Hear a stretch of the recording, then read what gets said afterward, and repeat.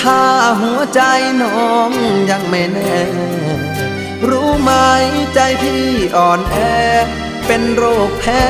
สัญญาลอยลอยสัญญาให้ไว้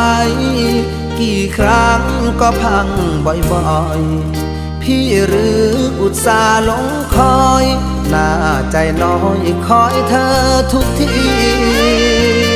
สัญญาจริงจังให้ความหวังที่ฝังใจมันจะรักกับพี่ยืนนานปากหวานยืนยันทั้งปีแต่งงานเมื่อพร้อมอย่าหอมยอมใจรักพี่ผลลัพธ์ก็คือช้ำฟรีคนดีไม่มีสัจจาสัญญาเอ่ยมาแล้วก็ลาจากเหลือไว้เพียงซา